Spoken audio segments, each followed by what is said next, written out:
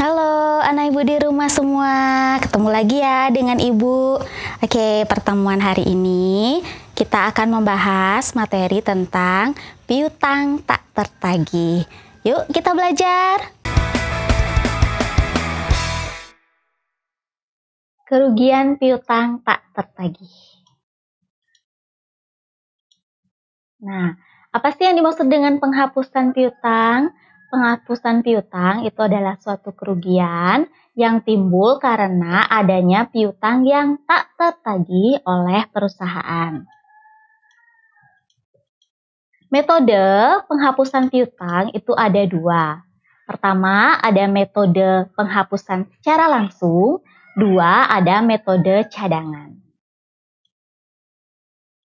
Metode penghapusan langsung atau direct write-off method, yaitu metode pencatatan kerugian piutang yang langsung mengurangi jumlah piutang yang bersangkutan.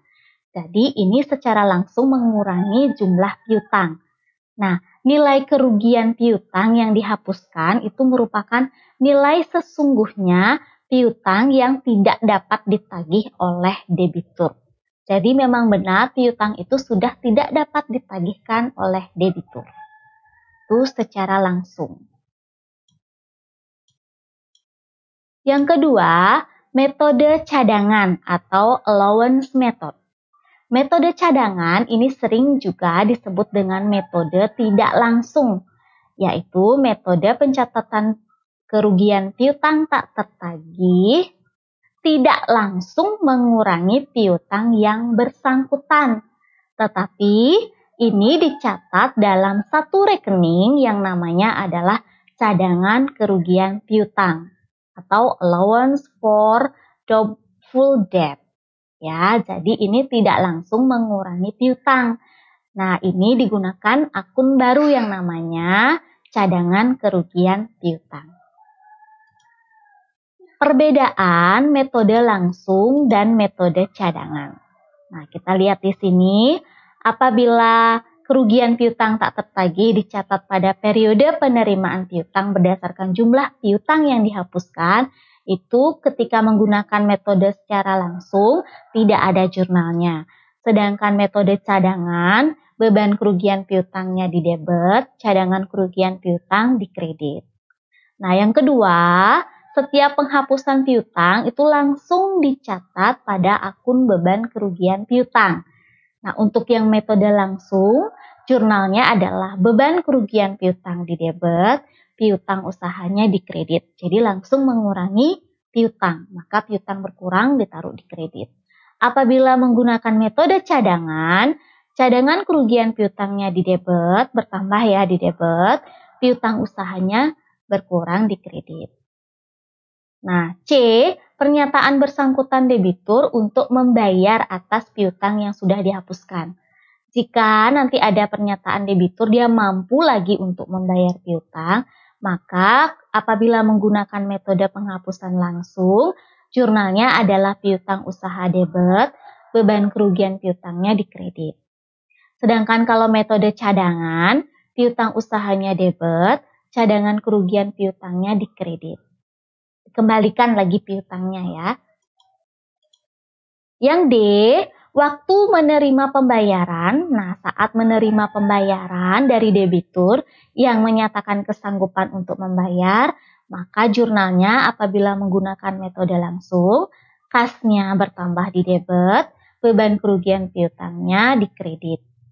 Sedangkan untuk metode yang cadangan atau secara tidak langsung, kasnya di debit, piutang usaha di kredit.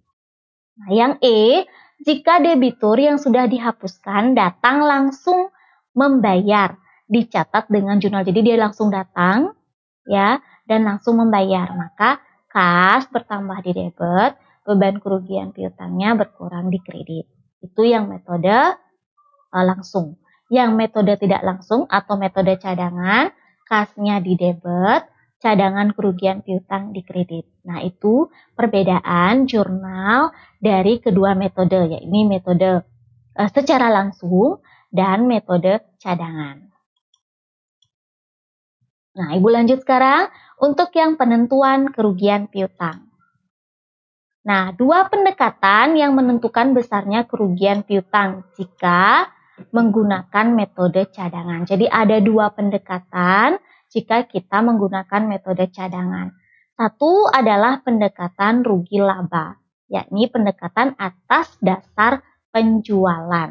Nah, jumlah yang taksiran kerugian piutang itu ditetapkan berdasarkan jumlah penjualannya dikalikan dengan persentase tertentu.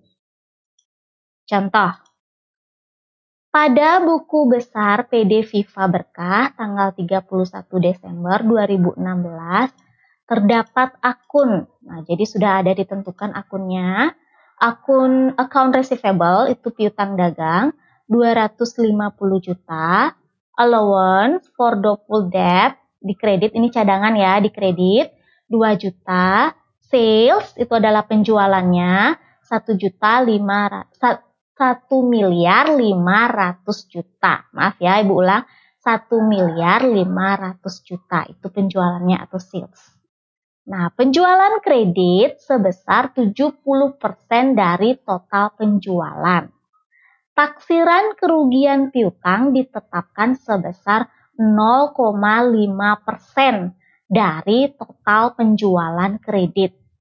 Berapakah taksiran kerugian piutangnya dan jurnalnya? Nah, bagaimana cara kita menghitung? Jadi penjualan kreditnya sebesar 70% dari total penjualan. Taksiran kerugian piutangnya adalah 0,5% dari total penjualan kredit. Nah, kita bahas ya.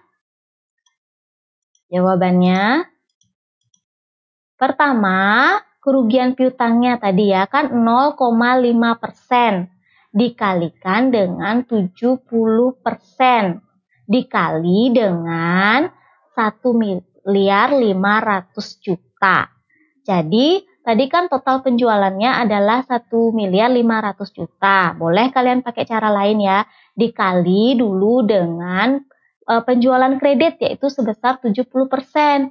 Nah, setelah mendapatkan hasil itu dikalikan dengan kerugiannya, persentase kerugian yaitu 0,5%. Nah, secara langsung juga bisa 0,5% dikali 70% dikali 1.500.000.000. Jadi kerugian piutangnya adalah Rp5.250.000. Jurnal yang dibuat karena ini menggunakan metode cadangan, jadi akun yang mempengaruhi adalah beban kerugian piutang bertambah di debit sebesar 5.250.000. Cadangan kerugian piutangnya bertambah di kredit sebesar 5.250.000. Paham ya? Pertama kalian cari dulu persentase ini 0,5% dikali 70% dikali 1.500.000.000. Sudah dapat angkanya, baru kita masukkan ke jurnal. Beban kerugian piutangnya bertambah di debit, cadangan kerugian piutangnya bertambah di kredit. Oke, sekian dulu penjelasan hari ini. Nanti kita lanjut di pertemuan berikutnya. Sekian pertemuan hari ini ya.